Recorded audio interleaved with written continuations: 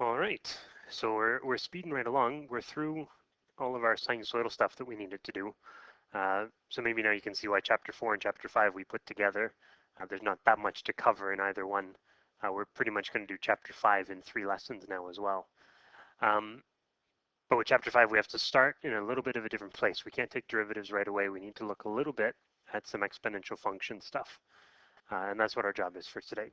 So before we go too much further, there's this limit that I need you to try. And so this is going back, well, I guess the first chapter of calculus, right, was when we did limits. And we considered the idea of letting one value get really, really big. So that's what we're going to try here. But it's kind of a, it's kind of a cool looking function. 1 plus 1 over n to the power of n. And we're going to let n get as large as possible. So what's interesting about this is what will happen. If you think about, because there's two n's in this function, a couple different things can happen. This part right here, that part should approach 0, right? 1 over a really, really big number is getting closer and closer and closer to 0. And because of that, that means that the whole bracket is getting closer and closer to 1. It never gets there though, right? It never gets to 1. But then you got this exponent. And exponents do a lot of damage, right? I mean, exponents have a tendency to make things really, really big. So that exponent is to the power of getting larger, right? It's getting closer and closer to infinity. So we have a number inside the bracket that's going to get closer and closer to 1, but not actually equal 1. But then an exponent that's going to get bigger and bigger and bigger. So what will happen? Do remember that if that bracket was 1, 1 to the power of anything is always 1. But it's always going to be a little bit bigger than 1, right? So let's see what's going to happen. We'll play around a little bit. It'd be great if you guys could get ahead of me here. So if you want to pause the video and try a few of these, you can. The first thing I'm going to try is n is 10. And I've got these pre-made, so it takes a little bit of time to plug them in your calculator, but you can see a little bit of how it's going. If n is 10, and I plug that in, so 1 plus 1 over 10. By the way, the easiest way to do this in your calculator, go 1 plus 1 over 10, hit equals. And by hitting equals, then you're evaluating everything inside the bracket, and then use your power of button and do power of 10. And that's about the best way to do it. So if I put in 10, I get 2.59-ish. Okay, to go a little bit bigger, so we're up to 100,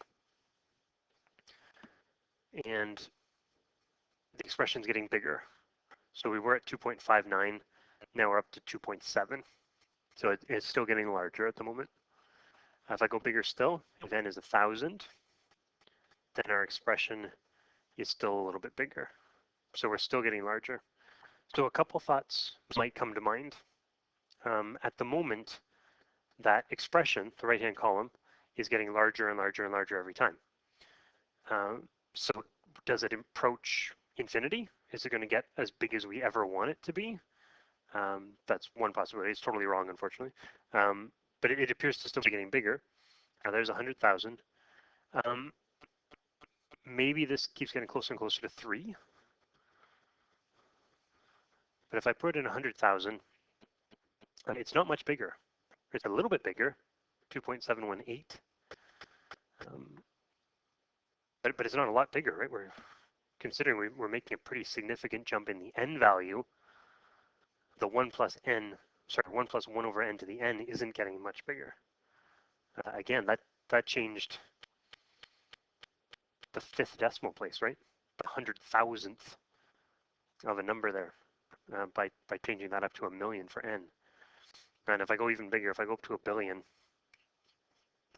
this expression, again, hardly changes at all.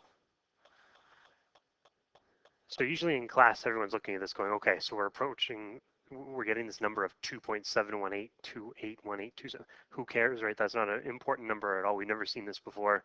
It doesn't have a whole lot of meaning to us. Turns out it's a ridiculously important number from a math standpoint. It's called E. It's called E. And you'll actually see E on your calculator. E behaves a lot like pi does.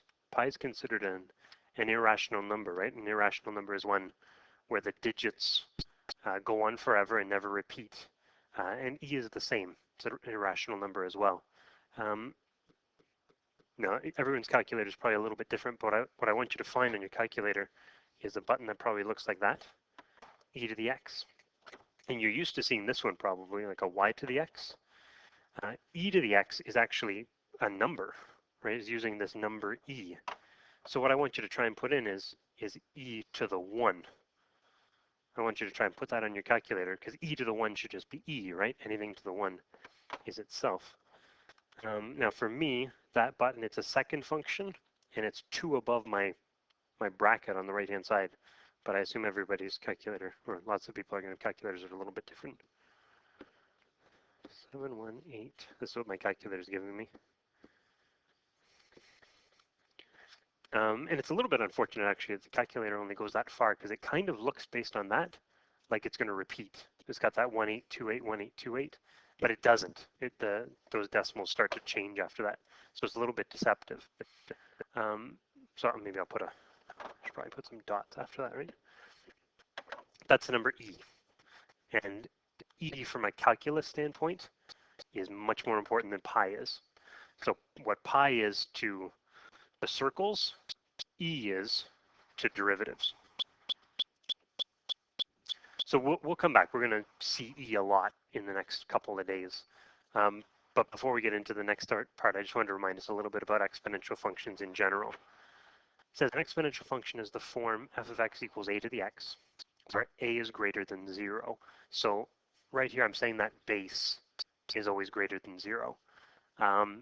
If it was 0, then 0 to the x would just be a horizontal line at 0, which isn't very exciting. If a is less than 0, you end up with all kinds of problems. And that's something that sometimes we'll discuss in class, but I'm not going to go through it right now because it's a little bit daunting. But if you're curious, think about what would happen if you tried to graph this function. If you tried to do that, what would happen is you picked lots of different values for x, and there's all kinds of issues that come up. And so what we say is, in general, when we're talking about an exponential function, the base value, the a value, always has to be positive. So I'm just going to make up a little table of values here, subbing in these 5x values. And it's an exponential function. An exponential function has this characteristic, especially with a base of 2 at least, where our values keep doubling.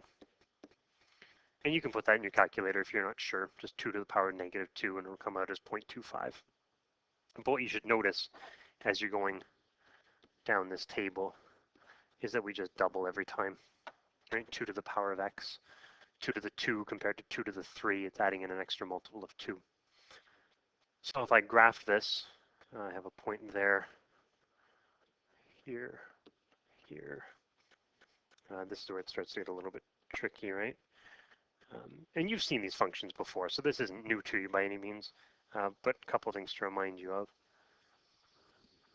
Exponential functions have this tendency to increase at a very, very steep rate.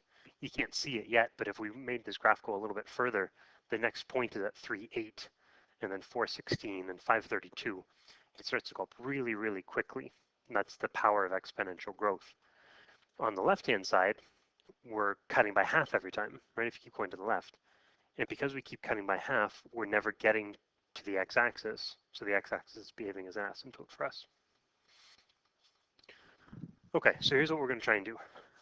We need to pull out a Geometry Sketchpad file again, just to compare a little bit about some derivatives for exponential functions.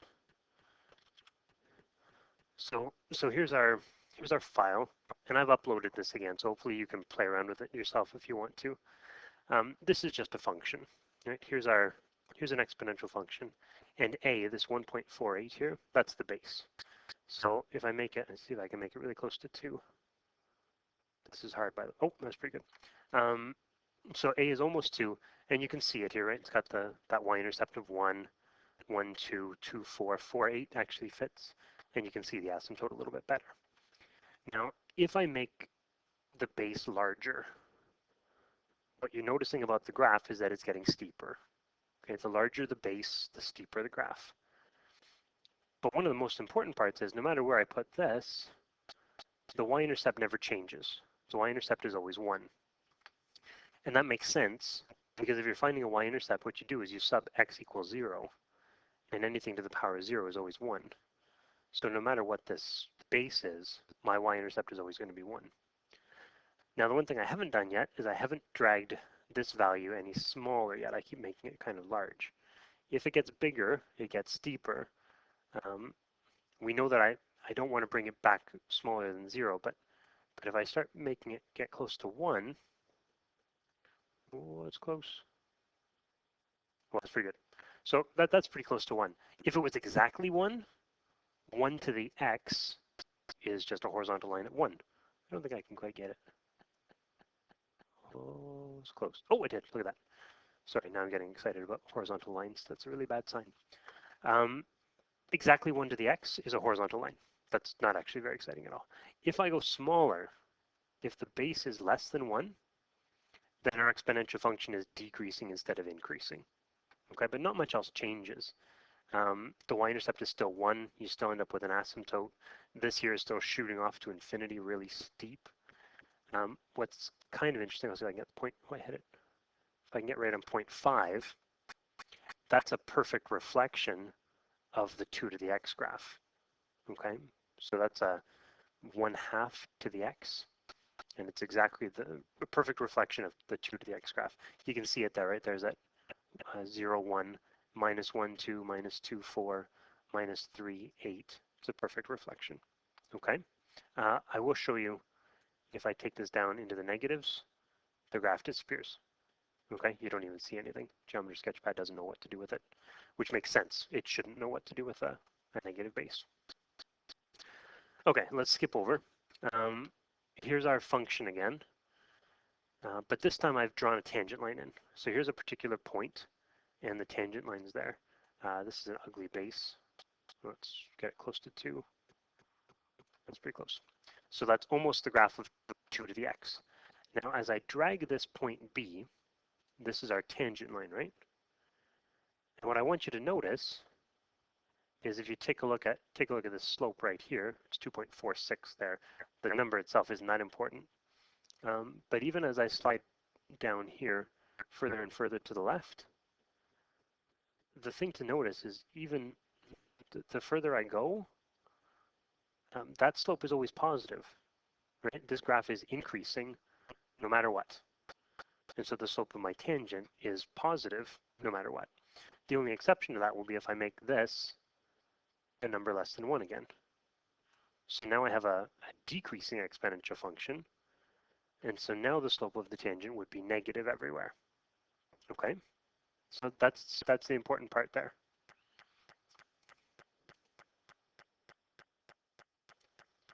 So we want to jump over now and take a look at the derivative part.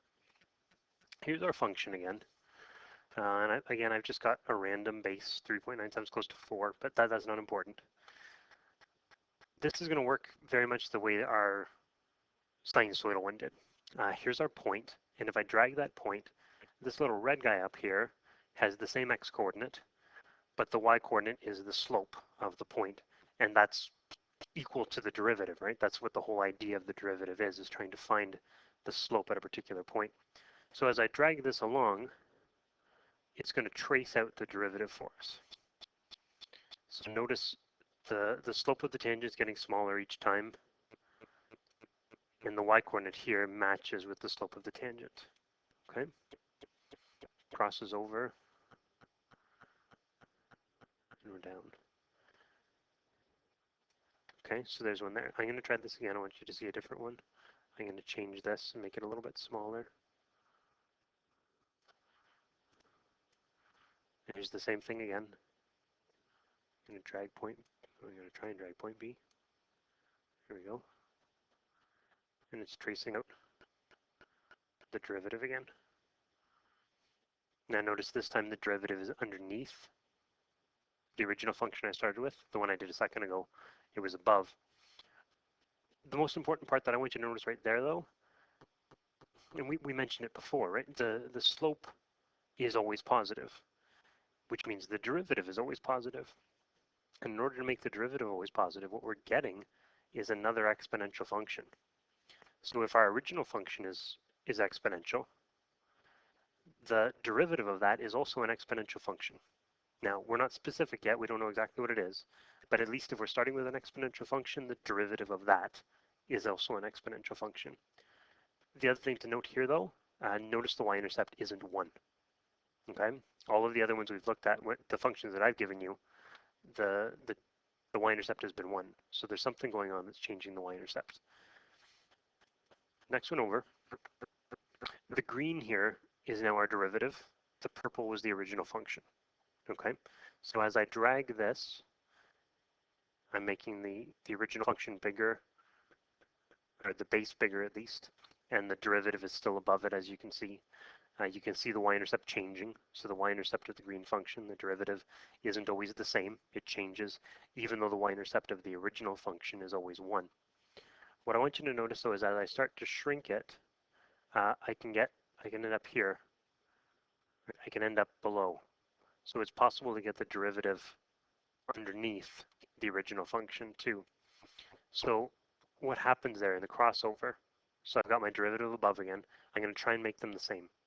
Okay, so I'm gradually letting the base get smaller and smaller, and you can see the derivative is getting closer and closer to the original function until eventually I'm right about on top of it. Okay, and see the number there? There's our 2.72. Now that's 2 decimal places, but 2.72 was a fairly significant number for us, right? That's our e-value. Now Geometry Sketchpad's only giving me 2 decimal places, but here's this is why e is so significant, is because when the base of our exponential function is e, the derivative is exactly the same function, okay?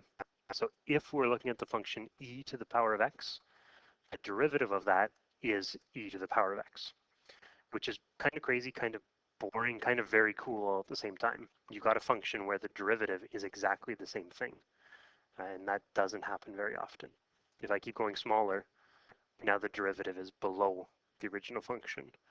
We're not going to worry about this too much just now, but if I actually switch down and make the base less than 1, then the derivative has to be a negative exponential function because I need the derivative to always be negative. Okay, last little thing to look at here is the ratio. What I'm doing for the ratio is this guy right here. I'm calling it g of x, and I'm going to take the ratio of the derivative divided by the original function. And you're just going to see the same thing. As I make the base larger, the derivative is getting steeper too, and the ratio keeps going higher. See that g of x line? So g of x is actually a constant, and you can see it's crossing at exactly the same spot as the y-intercept of the derivative. So the ratio of these functions turns out to be a constant number, which is interesting. And the value of that constant is exactly the same as the y-intercept of the derivative. That makes sense, because if you think about how I'm calculating the ratio, I'm taking the y value here and dividing it by the y value of the function, which is just 1.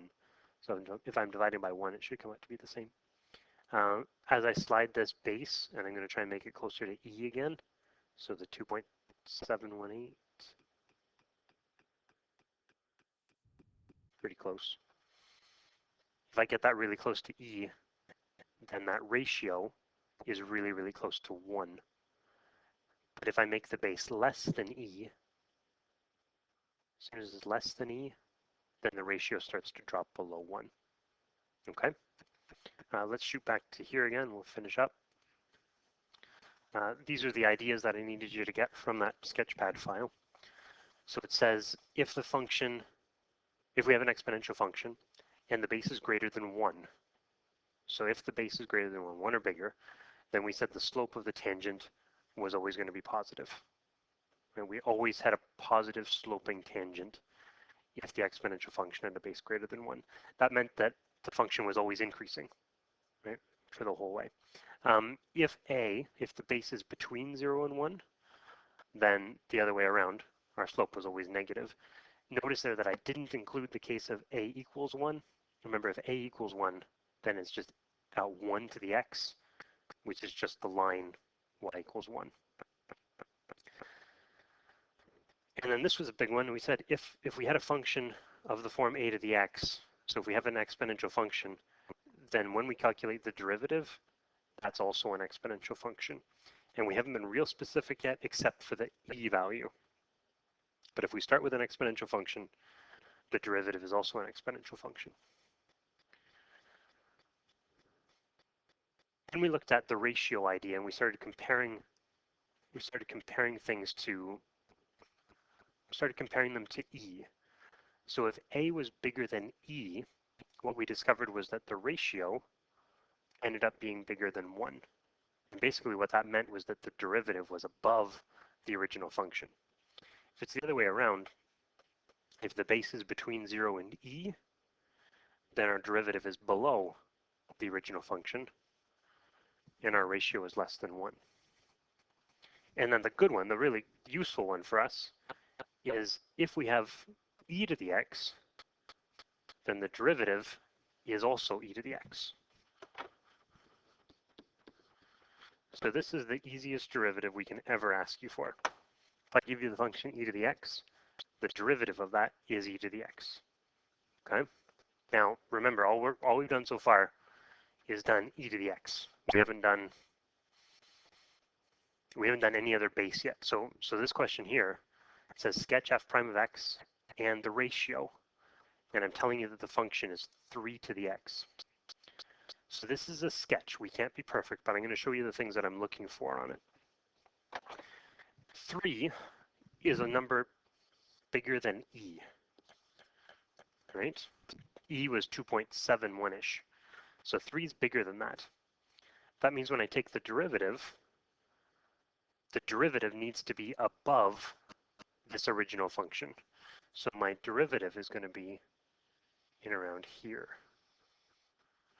Come down, and it's going to have a y-intercept somewhere here. And I don't know exactly where it is, but that's not the important part. The important part is that that y-intercept needed to not be 1. It had to be above the original function. Okay? This is still a sketch. It's not perfect by any means. But the derivative is above the original function because the base was bigger than e. Then when we calculate the ratio, we know that the ratio is a straight line, it's a horizontal line I should say, and I know that the y-intercept should be the same, so it should cross right there. That's not my best effort at a straight line, but not bad. Wow, not my best effort. So there's a horizontal line with exactly the same y-intercept, okay? Let's try this one. Same idea. The function is 2.3 to the power of x. Well, this time, 2.3 is less than e, and so my derivative needs to be below the original function. So the derivative is going to be here somewhere.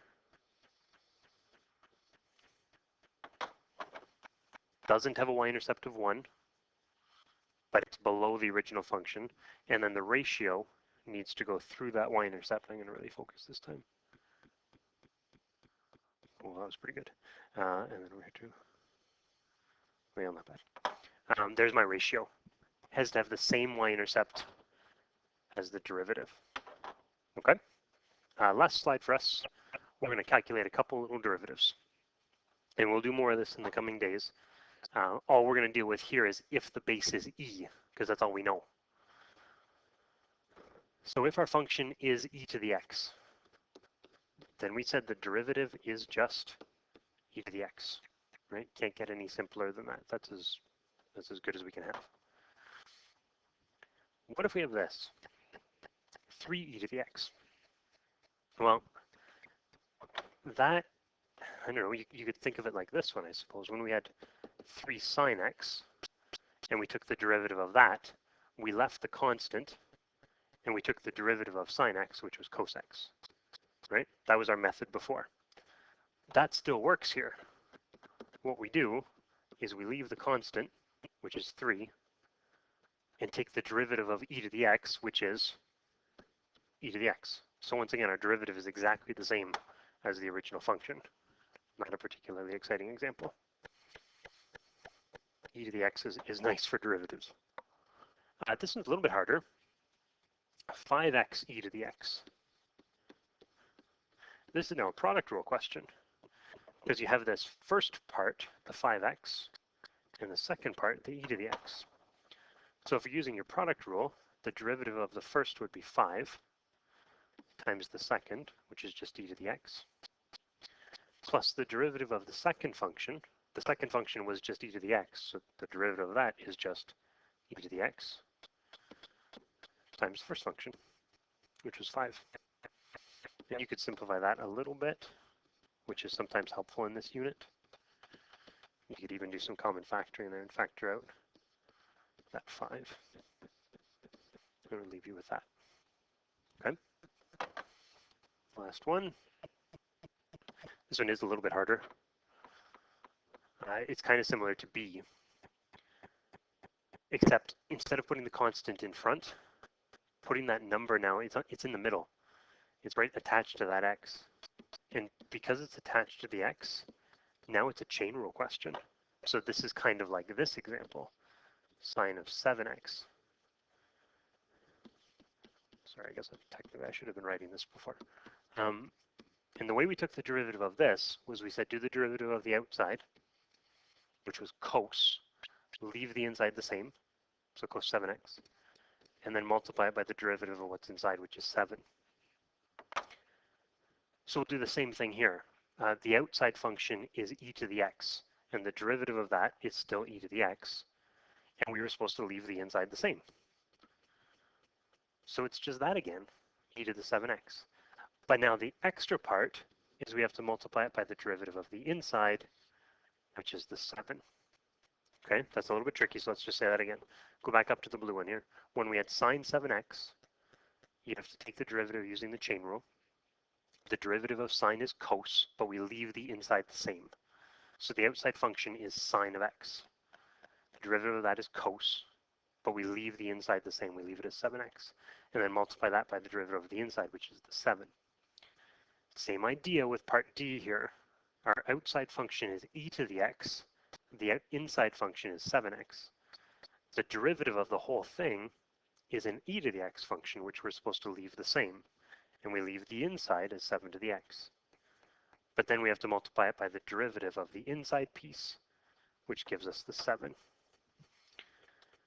So we'll play around a little bit more still with exponential functions as we go. E is the most significant part for us as we're getting started, and just recognizing the significance of it. It does make some derivatives easy, which is good. But we're going to have to look in coming up in how we're going to take the derivative of something like this, because we certainly need to be able to handle functions that don't have bases of e. So that's how we have to finish off this unit, is looking at cases with other bases.